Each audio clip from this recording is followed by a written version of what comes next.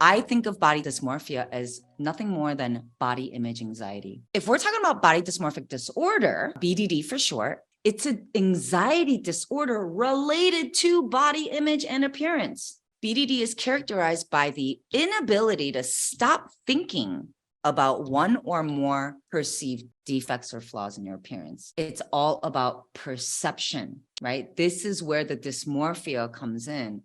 It's not real, but it's perceived. These flaws can be minor and not seen by others, but you may feel embarrassed, ashamed, or anxious to the point you avoid social interactions, being seen in public, and showing any and all parts of your face and body. BDD can manifest as hours of obsession each day to the point of severe emotional and mental distress that interfere with daily functioning.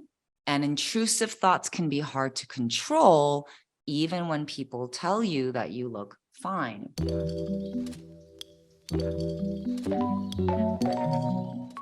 So now let's talk about body dysmorphia as a form of anxiety. BDD and social anxiety often go together because our fears around rejection, judgment, and ridicule get triggered.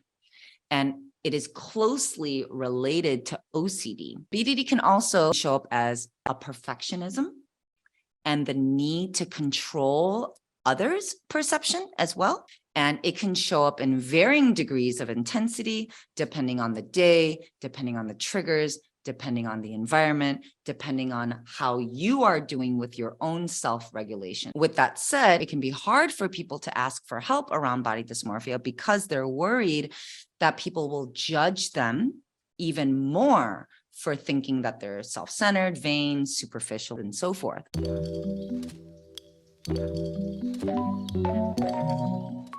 So muscle dysmorphia, or MD, is actually a subtype of the general BDD, and it is associated with thoughts and beliefs about yourself or others that one's body is not sufficiently muscular, large, or lean enough. Muscle dysmorphia shows up as overvaluing appearance and beliefs that others are constantly evaluating their appearance. Symptoms of MD include following very precise, picky, and time-consuming eating habits that are driven by a concern with improving leanness, muscle mass, and appearance versus just controlling or losing weight.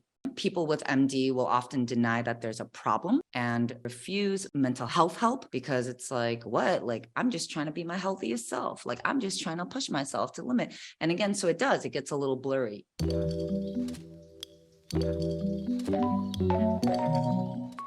BDD by proxy is a variation in which a person is overly concerned with perceived imperfections or flaws of someone else. This preoccupation can cause distress in a way that interferes with daily functions, as more than an hour a day is spent thinking about someone else's perceived defects. The preoccupation is usually towards a family member, a significant other, a child, or a parent, and can shift over time. This preoccupation can lead to compulsive behaviors and attempts to check, improve, or hide the perceived defect. They think that others are staring, or they think that others are talking about or making fun of that person. So then they can go out of their way to give that person of concern reassurance as well, even though they may not be looking for it.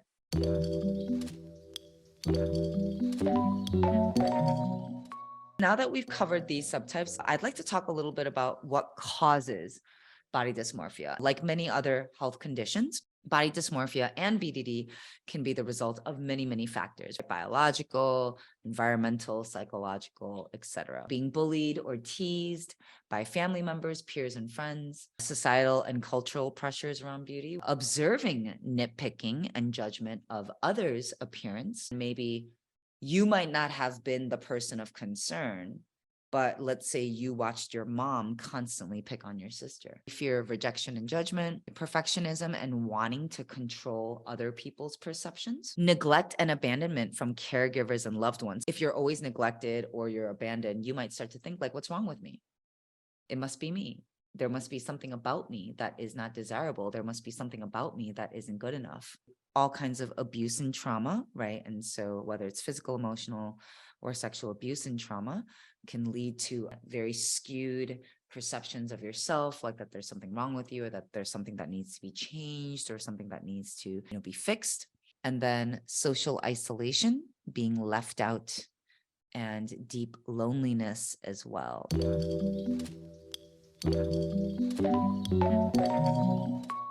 Let's go into some signs and symptoms. You may struggle with body dysmorphia. So preoccupation with perceived flaws in appearance that others don't notice. Constantly worrying about a specific area of your body, especially your face. Spending a lot of time comparing how you look to others. Spending a lot of time in front of mirrors, or on the other end, avoiding them altogether. Fixating on size, shape, complexion, wrinkles, and other blemishes. Belief that others take special note of your appearance in a negative way. Belief that there is a defect in your appearance that makes you ugly or deformed.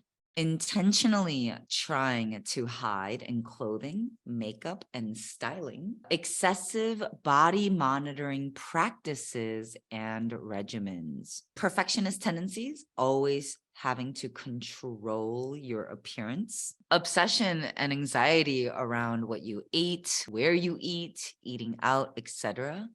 Obsession and anxiety around missing workouts as well.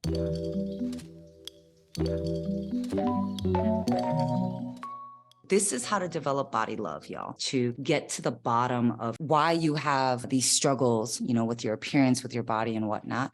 First, you got to get to the bottom of how you even develop these thoughts and beliefs in the first place. What are the beliefs and thoughts you have? What are the things that you think about? Even little things like my this is too small, my this is too big, my this is too that, right? All the little things that you find yourself saying when you look in the mirror, like just take note of that. The more you intentionally draw awareness to the way that you think about yourself, the more you can intentionally rewrite that and reshape the way that you think about yourself in the first place. After you draw awareness to all the things that you think about yourself, then the next step would be to understand how they affect your self-perception. How do they affect your behaviors? Whether it's the way that you show up, the way that you dress, the way that you eat, how do they affect your self-perception and behaviors?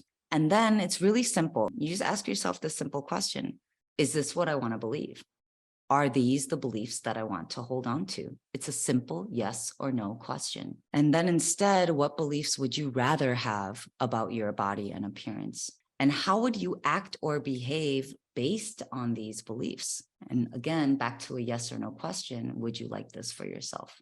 All right, so let's go into some step-by-step actions, shall we? Step 1, practice self-compassion, and then zoom out and look at how your lifestyle, your energy, your choices, and your headspace got you to this moment. How did you get here? What have you prioritized? What has life served you? Where can you give yourself more love, acceptance, and understanding? And then let's think about what needs healing. What narratives, expectations, and old wounds need your attention?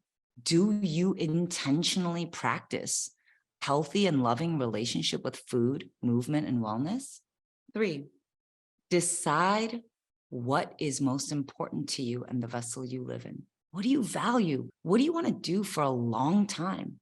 And how do you want to feel? What kind of lifestyle is important to you? Why? Think of it in terms of that. What do you want to be able to do for the rest of your life? I don't want to be in a wheelchair moving through the airport. I want to be able to walk myself. Things like that. And then finally, give yourself time. Understand that everything is a journey. Body love is a journey, y'all.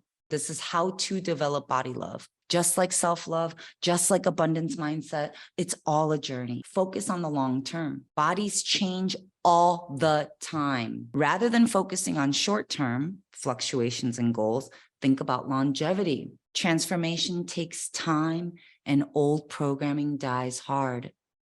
Focus on a body you can love no matter what phase you are in.